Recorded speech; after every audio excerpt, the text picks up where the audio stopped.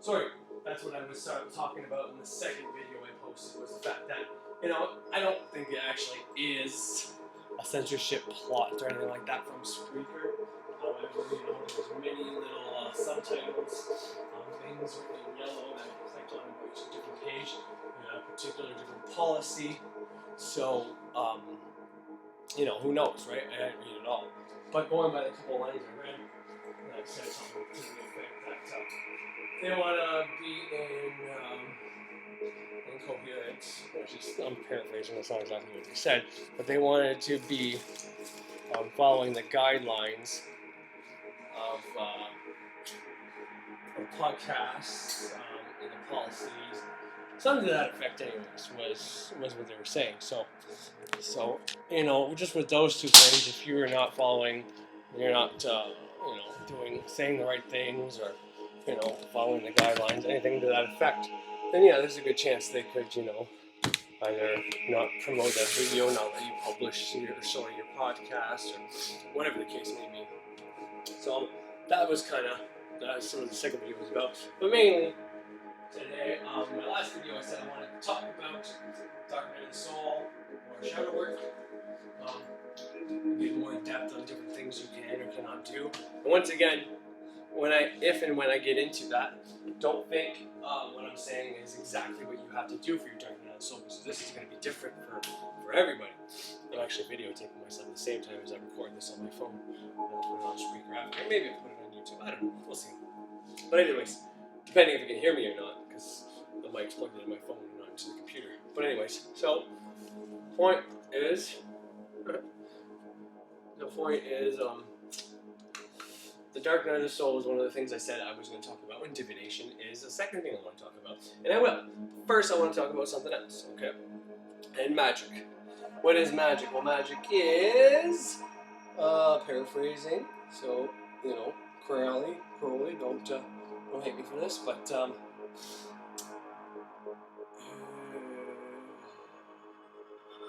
magic is the art of changing, conforming reality with your will. Something to that effect is the, you know, the definition of magic that most people use, right? And then I, early on, like 1 to 10 number of episodes, one of those episodes from 1 to 10 of my Ceremonial Witchcraft, the ones you can barely hear, you know, there's a couple, like peak and spike. I bought software to lift that up. I didn't buy it yet, sorry, but I have a free version of the software. It works great, but then it's not supported, the file that it turns into is not supported by Spreaker or wherever they're trying to put it, so I'm going to have to figure that out. But anyways, I said that, you know, that definition is, you know, Frater says that definition is not accurate at the same time. It's misleading and accurate at the same time, because he talks about your will to go make a turkey sandwich, and he doesn't have to go to his temple and wish for a turkey sandwich. And you can say, okay, that's not magic. And say, but that is magic. So everything you do is magic, right? Everything first starts with a thought. I want a turkey sandwich. Well, you can go do that yourself, right? But anyways, you've manifested everything you need to have that turkey sandwich, right? You manifested the job, paid for the money for the fridge, the mayo, mustard, bread, turkey, whatever you want. Fucking turkeys again. Why are we talking about turkeys? Cocksucker. But anyways, but I went and said that magic should be the term used for someone who is actively attempting, trying, maybe not even successfully, but they are started, you know, an initiation or whatever, and they know that the subconscious mind is what creates the reality around them. So, the point I tried to make and stress was that if you are doing magic, and magic, the definition of magic should be someone who is no longer at the whims of the programming that's been put in their subconscious, and the TVs and all the things that continue to program, reprogram, and shit like that to your subconscious, okay? Someone who's doing magic is actually trying to affect that subconscious mind, which is implied in Crowley's definition. Magic is, you know, conforming reality to your using your will or something like that, which is what he's implying, right? He's actually saying magic is when you do this on purpose, and versus, you know, life itself, and people just going through life, it's just magic is happening, because the same thing is happening. Whatever was put into your head, whatever programming was put there, you know, and you are, and it's happening, and it's being worked out, it's playing out in your life. Therefore, you know, everybody's doing magic, and I think that was pretty exciting. that was Frater Xavier's issue, I think, that definition. But anyways, so magic, is whenever you are attempting to do it on purpose to change your life and reprogram. And the reason you have to go through this transformation process is because you have to transform, you have to reprogram, you have to depolarize, you have to do all these things to realize that, what you were told, what you believe, everything that, up until this point that you believe was real or not real, and principles and morals and all this was someone else's idea implanted into you. Now, some of those things can be good and still beneficial to you. However, some of those cannot be. And if there is some bad programming, such as, maybe a religious programming, and I'm not saying religion is good or bad, because I have mixed emotions about religion. I think maybe religion in the beginning was good, and now has been used against us in some way, shape, or form, that, just because someone decided to take Judaism or Christianity or Islam or Buddhism or any of the religions and decided to use it as a dogma and a doctrine and indoctrinate everybody, alright? Just because someone decided to do that doesn't mean the knowledge in the book is bad or good, or you throw the whole book maybe out with the bathwater kind of situation. Once again, I don't believe that's what anybody should do. And once again, I believe that not Christianity probably, and some of these mainstream religions, but I'll just use Christianity. I don't believe that it was created to control people. However, what I believe and know or think about the past, like Romans had Saturnalia, right? But this is before Christmas became known as Christmas. It was called Saturnalia. I talked about Marilyn Manson has a song from Saturnalia, and that was maybe a segue maybe into the dark side later. But point is, Saturnalia, right? The Romans believed in Saturn. They knew Saturn. They had to worship Saturn. They had to give Saturn a fucking day. Saturn was that important, okay? But Roman Catholic, right? So they had a religion for the people to be indoctrinated in. So they were good little sheep, like followed along. So they listened, right? Blah blah blah blah blah. I'm not saying the Bible, the stories in the Bible are real or fake, but going by our history books, and if you can believe our history books are real, or the knowledge we have about Saturnalia, Saturn, the Roman history, which, the Romans burned all the other books, and then now we have their books, so can't really go by much else, and kind of puts up some red flags saying, is this really real? But anyways, going by that, the Romans believed in astrology. They knew that the stars were important to us, right? Going by that. And on Saturnalia, they actually switched roles. If they had slaves and people that worked for them in their house, well, the Roman, whatever it was, the emperor, or just, some high-class Roman motherfuckers, whatever, part of the democracy, part of the republic, whatever they are, they would switch roles. They would let their slaves rule their shit for the day, and the only rule was that they couldn't kill them or do anything like really, really harmful to them, like cut them, make them bleed, almost like torture them and shit like that. But they were allowed to do some forms of torture to them, go in their street, ride them around, make them fuck each other, whatever the case was, something to that effect. This is what's in the books, okay? So I'm not saying it's real or fake, I'm just telling you this is what's in the books. And when you know about Saturn, Saturn is your limitations, and he's the restrictor, he's father time, and Saturn is exalted in Libra, which is the scales, which is Libra is the scales of life, right? So therefore, when they do this, they're trying to appease Saturn. They say, okay, I treat this person like shit, but at least I give them the chance to treat me like shit. And by me treating them like shit, I'm imposing restrictions on them for them to overcome, maybe eventually, blah, blah, blah, blah, blah. So that's how they try to deal with the whole karma thing, which may or may not be accurate, which may or may not be great, and may not even be, might be a big exaggeration of what they did. But that's what they did. And the whole reason I went through that whole spiel was just to say that there's always probably been, if you can believe the books, but if you look at our society today, we have that society where we have these mainstream religions for the masses, and if our leaders really believed in the principles of these mainstream religions, then it would be hard to believe that our society would be the way it is today. If people actually believe in the message of Christ, these are our leaders, then why are things done the way they're done? And I'm not saying it's all bad, because there's a lot of great things. I mean, poverty rates have went down, and it's expected to be by, I think, 2030, we have no poverty, and that's predicated and going by, I think the scale was something like almost $2 a day. About $2 a day is poverty. Okay, so by 2030, everybody will have at least $2 a day across the entire world. Anybody who's impoverished, right? And you know, technically speaking, I've had and probably still have days where I don't have a dime until payday. But then if you take what I get by paying and divide it by the amount of days, then it tells you how much money I make per day. So if you take $2 times it by 365 days in a year, well, that'll give you the number of what absolute poverty is, basically. And what is that? Well, $2 365 times 2 is $730. So $730 a year. That's not that fucking much. That's not that fucking much. If that's the right stats and everything I said was accurate, that's not that fucking much. However, it's something. You know, if you go to countries where the peso, right? I don't know what it is now. And I know I've been to Cuba, and they had two different currencies, right? They had one that was just a currency, and then they had the one they traded with my Canadian money or American money that I used. So it's kind of confusing. If you hear the peso, it wasn't even quite a penny. Now, we don't even have a penny anymore here in Canada. We got rid of the penny. So the smallest piece of money you can have is a nickel, 5 cents, which puts a whole new spin, right? If you don't have pennies, then people can't be living on pennies a day.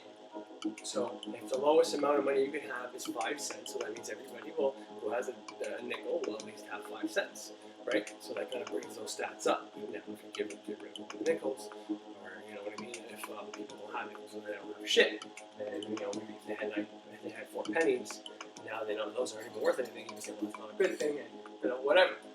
But point is, the peso was worth less than one of my Canadian pennies. You know, however long ago we had the penny, and however long ago I knew this. I don't know what that's at today, but if you put that into perspective, right? If your peso is like, let's say the peso, and I don't think this is real or true, well, let's say the peso is half of a penny, right? So a penny is 1 cent, and a peso is 0.5 of 1 cent, you know, because like my Canadian money isn't worth as much as the American money, right? The $13 I'm about to get paid from SPREAKER for this month's stuff actually works out to $17. So, you know, if you do that, and then a euro is worth more than that, you know, or a pound or whatever it's called.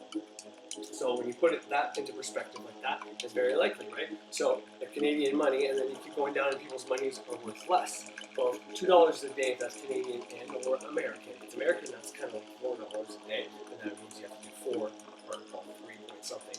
But you have to do that 3 point something times the 300, and that means $1,000, right? But if a peso is worth half a penny, all right, well then, if these people are living on $1,000 Canadian, or let's say Canadian, so we use the half a penny thing, if $1,000 is what these people, if someone, let's say, whatever, if it's Cuba, this is just hypothetical, it's just an example. If someone in Cuba lives on $1,000 Canadian, but the peso is half a penny, all right? So that means it would take them 200 pennies to make $1, right? So when you put that into pesos, man, when you put that into pesos, that means, you know, basically it would be like I would think it would be double, but you know, that's just I'll tell you, having to do the math later in between and actually work it out. That'd be like $2,000 of the pesos, which would be worth more or something to that effect. Maybe it's 4 times the amount, whatever. Because you know, if every dollar to them is 200 pesos, something to that effect, right? 100 cents makes $1, right? So 200 pesos would make $1 Canadian dollar, right? So if you go by that math, well then every dollar is 200 pesos. You take that 200, you times it by the $1,000 you have. 200 times 1,000. That's a whole different number, but you gotta go point. Anyways, so my math isn't great. I'm sorry, I just woke up. I still haven't had caffeine yet. So fuck all the math shit, but you get the point I'm trying to get at. Okay, so the whole poverty line that people argue with, to these other countries where you know the peso might even be worth more than their money. That amount of money is actually a pretty good chunk of cash. To us, it ain't worth shit, but to us, we're actually in that higher percentile. You know, if you're making, I think it's 30 grand. I think it's 30 grand. I don't know if it's Canadian American, but 30 grand is considered that 1%. Because there's that many people in the world who don't make 30 grand a year. Alright? Now between me and my wife, we make way more than that. My wife alone makes more than that, okay? And like I said, she's got a government job and all that shit. My wife alone makes that. And it doesn't make any of this shit easy for us, but we gotta do what we gotta do. That's one of the reasons I got into magic. One of the reasons I went back to work is, well, I mean, I can keep manifesting and getting shit. We were financially secure. But the stress I put under my wife before these checks happened was problematic and brutal, and it's done to my magic. So, for one, by me working and then continuing to do money magic, then I'll be able to save a hell of a lot. I'll be in a better position. I'll be able to help a whole lot more people. And, you know, I can potentially save up for this daycare idea that I want to have just, you know, maybe 3 kids, you know, one ADD, one ADHD, and one autism, you know, and then work with those kids, you know, these kids that have trouble going to daycares and stuff like that, and potentially try to get them a little bit better before school, especially if they're either in the process of being diagnosed or putting on meds, or if their parents don't want them on meds. I'd like to try to work with them if they're too young to do stuff like kung fu and, you know, dance or anything, any one of these, you know, extracurricular activities that teach these kids, you know, discipline, something like that. Now I know there's a big difference between ADHD and autism, so I did a lot of research, and I'm not going to go through all that right now. But this is kind of like what I want to do. It's one of the ways I want to help, because I can understand those mindsets. I can understand children, at least with ADD and ADHD, being that I still possibly have ADD and live with it. And my parents never put me on medication, but I went through my school life like that. And I was lucky, and I think back on it, my dad did do rough and tumble play with me, as Jordan Peterson talks about. And if you do that with a kid that shows signs of ADD or ADHD, or you do not do that with a boy, and even girls too, but well, boys or girls, that, you know, if you don't do that with a boy or a girl, and a little bit of rough play with the girls or slightly with the boys, then in rats anyways, these rats show signs that the frontal cortex is something that effect don't get developed correctly, and then they have signs and show symptoms of what people call ADHD or ADD, both of them, depending on the level and the amount that they were or were not subjugated to. So I was lucky with that with me. It doesn't mean my school was hard, but if I had an understanding teacher who kind of knew how I was, because I finished really fast, and then I would disrupt. Now I wasn't hyperactive and impulsive like my boy, but I would disrupt and prompted to. I could do some of those things, but I was at a different level. And I may have not listened to my parents and shit like that, but I was always respectful of my parents. And my father, man, we had some things and shit happen as I got older, and, you know, I hit my testosterone, I hit puberty and all that, because then, you know, if you're an aggressive kid and shit like that, ADD, ADHD kind of enhances the aggressiveness because you have problem holding attention. So, you know, and then when people think there's something wrong with you, or you challenge you or whatever, or, you know, you get a little cocky, or you think you're smarter than people, then, you know, you can come off as a little more aggressive all the time. But they disciplined and or did the right steps, my parents, I think, and, you know, they made me able to enter society pretty well, get good grades, and maintain and not get into any fights and not too much trouble. But then when my puberty hit, bam, spikes testosterone, and somebody who has ADHD and whatever, and give them extra testosterone, all that can add to the aggressive. Testosterone's not a bad thing, but it can make bad things if you have certain issues you don't have under control, right? I mean, you know this from people using steroids, extra aggression, and all this blah, blah, blah, blah, blah. Point is, that would be my goal. So it's a lot easier for me to be able to work on that if I'm just manifesting the amount of money I need, because I don't want to seem greedy to the gods or anything like that. And I'm just trying to live and stay with my child and not really doing anything besides making a podcast and all that, and working on my spirituality stuff, which is super uber important, which I've just done for the last 3 years basically. First year was just like a trial to figure out what the fuck I have to do, you know, always back and forth from New Age to, you know, kind of dark night of the soul, start to get in there while I found magic, and, you know, I've been studying magic, and the problem was that I was afraid of spirits, so I had to conquer that before I could even go any further with the whole magic thing, and that was, you know, great between the first and second year of me going from New Age to the magic curriculum, all and great work for self-transformation. So, that being said, we have to pause, it's been too long, I'll keep going.